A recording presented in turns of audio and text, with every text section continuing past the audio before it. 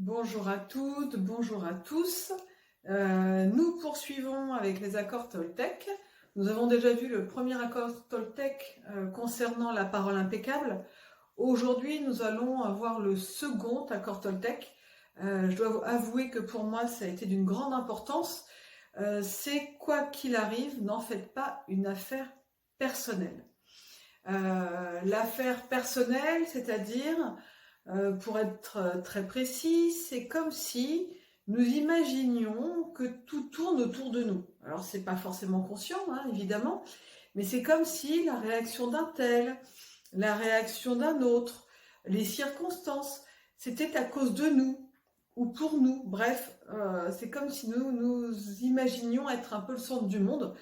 C'est assez particulier, c'est comme si nous pouvions dire moi, je suis au centre de tout. L'idée, en fait, en arrêtant d'en faire une affaire personnelle, ça permet déjà de prendre énormément de recul. Je vais prendre un exemple tout de suite pour vous donner vraiment une vision claire de cet accord. Par exemple, vous avez quelqu'un qui ne va pas vous appeler. Alors, vous avez un chéri, par exemple, qui ne vous a pas appelé. Et tout d'un coup, au lieu de vous dire tout simplement qu'il a ses raisons, hein, qui peuvent être, je sais pas, il a un retard, il n'a pas envie, il est fatigué, il dort, bon bref, plein de raisons, et à la rigueur, voilà, c'est son affaire, j'ai envie de dire. Nous pourrions être tentés de dire, voilà, peut-être que c'est parce que j'étais trop longue à répondre au premier message, c'est parce que j'ai pas été assez enjouée la dernière fois, Comme si sa réaction, sa façon d'être, émanait de nous, de ce que nous avons fait, de ce que nous avons dit ou pas dit. Bref, ce que je vous disais, c'est comme si c'était moi, je suis au centre du monde et tout ce qui se passe est en lien avec moi. Donc c'est très auto-centré finalement. Et cet accord, sincèrement, moi je sais que je l'ai mis pendant très longtemps sur mon frigidaire parce que je faisais une affaire personnelle de beaucoup de choses. Je prenais les choses trop à cœur en fait. J'avais l'impression d'avoir peut-être pas dit ça, pas fait ça. Alors maintenant, aujourd'hui, évidemment, ça me paraît très très étonnant et très loin de ma façon de percevoir les choses aujourd'hui, mais c'est une réalité. J'ai vraiment fonctionné comme ça. Et vraiment, c'est pour ça que ce petit livre concernant les accords Toltec a été un vrai déclencheur et une vraie prise de conscience, surtout au niveau des relations amoureuses ou amicales ou familiales. Donc ça, c'est un élément. C'est comme si nous pensions être responsables de tout. Alors vous imaginez bien que quand vous changez la donne, quand vous regardez les choses de façon totalement différente, quand vous arrivez à prendre ce recul, de vous dire en fait, alors moi ça fait beaucoup sourire mes amis, mais j'ai une phrase vraiment qui est une phrase capitale pour moi aujourd'hui, c'est chacun sa route, chacun son chemin. Ça veut dire qu'en fait chacun est responsable de ses propres réactions. Voilà. Dans une même situation, même sur des propos qui ont été dits, deux personnes n'auront pas du tout la même façon de réagir. Donc ça montre bien qu'en fait, c'est la personne elle-même qui, avec ses propres filtres, ses propres toxiques, ses apprentissages, ses valeurs, etc., va traduire la scène d'une certaine façon. Donc, l'idée pour cet accord, c'est de prendre du recul, de prendre notre responsabilité sur nos actes, sur ce qui nous regarde, sur notre façon de réagir, notre façon d'appréhender les choses, notre façon de critiquer, etc. On avait vu ça avec le premier accord. Donc là, nous sommes responsables de nos réactions. Par contre, nous laissons à l'autre sa propre responsabilité. Alors, imaginez l'intérêt de cet accord. Nous devenons du coup beaucoup moins poreux aux réactions des autres. Nous prenons beaucoup plus de recul par rapport aux critiques justement des gens, parce que nous savons par exemple que lors d'une soirée, par exemple, je donne un exemple, une personne va arriver dans une robe assez sexy. Dans l'assemblée, il y aura 50 personnes, et il y aura peut-être même 50 avis différents. L'un pensera que c'est sexy, que c'est joli, l'autre dira franchement c'est honteux, on ne s'habille pas comme ça ce type de soirée. L'autre dira ah là là, je trouve ça ravissant, vraiment elle ose, moi jamais je me permettrais de faire ça. Un autre dira franchement c'est indécent, ça ne se fait pas, etc., etc. Donc si nous faisons une affaire personnelle de tout, c'est comme si nous prenions l'avis des autres, leurs paroles, comme argent comptant, comme la vérité. Alors qu'en fait, c'est tout simplement leur vérité. Et évidemment, inversement, quand nous portons un jugement sur quelqu'un d'autre, quand nous transmettons des paroles à quelqu'un, c'est notre vérité que nous sommes en train de partager, mais absolument pas la vérité. Et nous en rendons compte de façon très simple sur un même sujet, avec des personnes, par exemple 3 personnes qui auront des avis totalement différents, alors que la problématique majeure est la même. Donc, il faut juste se dire, voilà, prenons du recul, n'en faisons pas une affaire personnelle. Si nous avons dit une parole et qu'une personne l'a mal prise et s'est énervée, a pleuré, s'est mise dans un état pas possible, ça la regarde. Alors évidemment, si on est agressif, par exemple, et que on terrorise, par exemple, son équipe, toutes les personnes de son entreprise, et que c'est unanime, bon là, évidemment, il y a quand même de fortes chances de pouvoir se remettre en question. Mais ce que je veux dire par là, c'est que, à la rigueur, même s'il y a le pire des tyrans, nous ne sommes pas obligés en face de réagir en victime, de venir nous tendre le dos pour nous faire battre, etc., etc. Donc, ce qui est intéressant, c'est juste de prendre ce recul en disant, voilà, je prends ma part de responsabilité quand ça me regarde, par rapport à ma façon d'agir et ma façon de réagir. Par contre, l'autre, sa façon d'agir, lui appartient. Ça me correspond, je suis en adéquation avec ses valeurs ou pas. Si je ne le suis pas, à moi de choisir d'arrêter la relation, de quitter mon travail, de faire autre chose. Donc ça, c'est pour moi un élément capital. Qu'est-ce que j'avais noté? Les conséquences.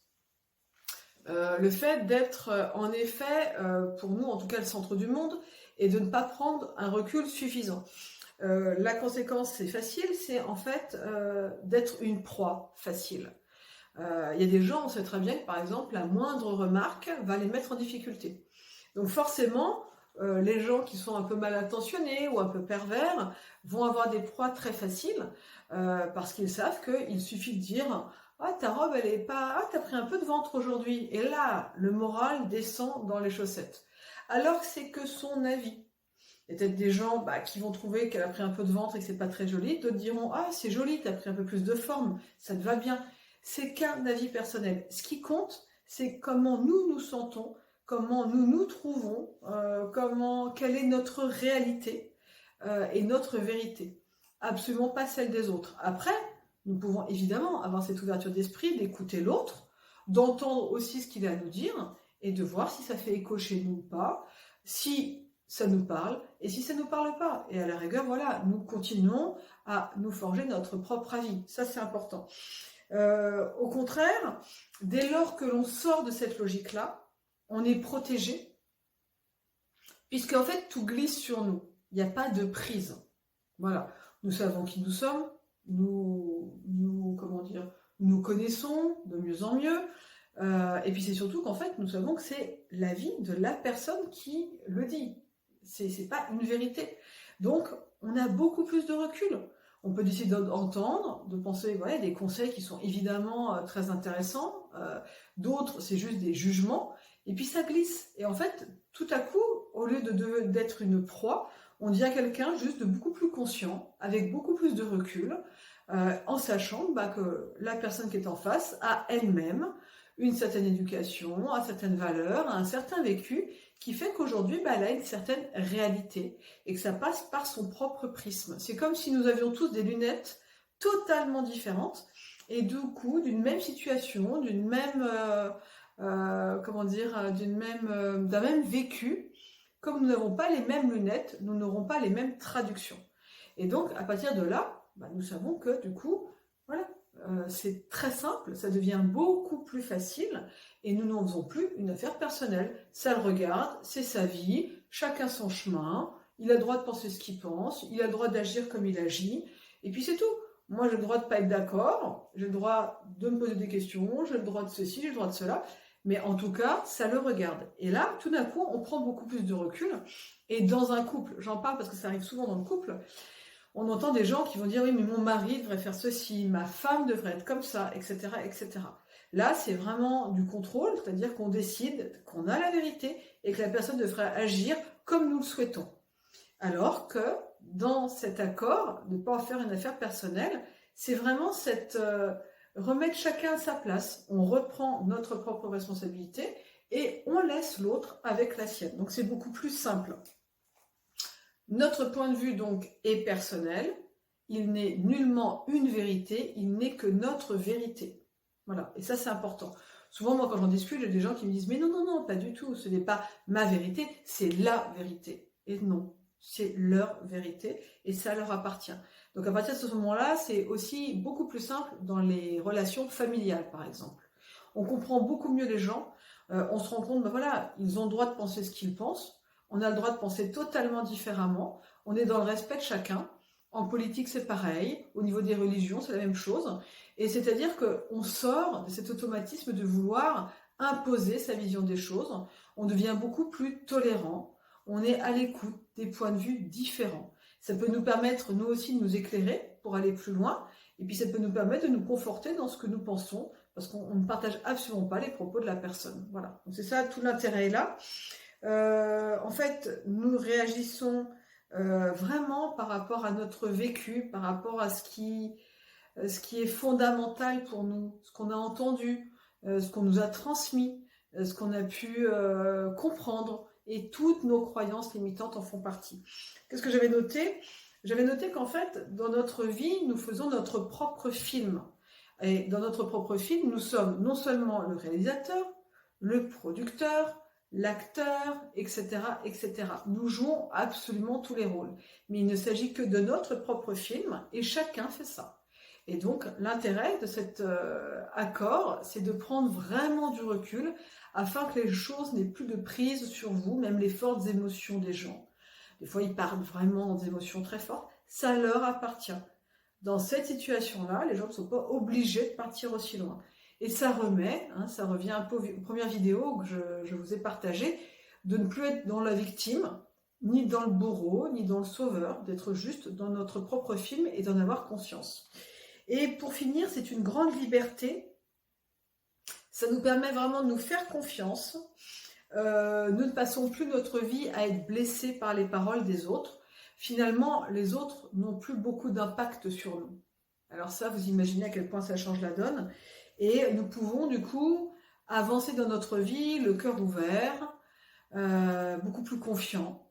Parce que ce n'est pas parce qu'une personne va nous faire une réflexion, ou parce qu'on va recevoir une mauvaise note, ou parce qu'on est refusé un examen, que tout notre monde s'écroule. Voilà.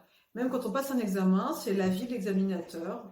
Donc voilà, chacun sa vision, chacun son chemin. Et donc vraiment, je vous laisse voir dans votre vie quelle place peut avoir ce nouvel accord.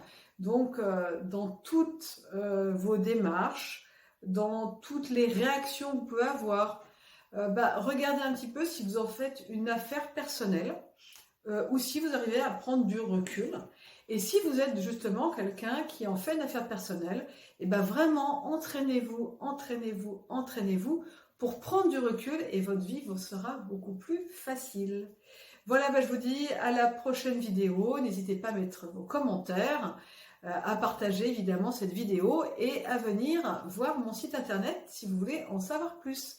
Je vous dis à bientôt pour la prochaine vidéo.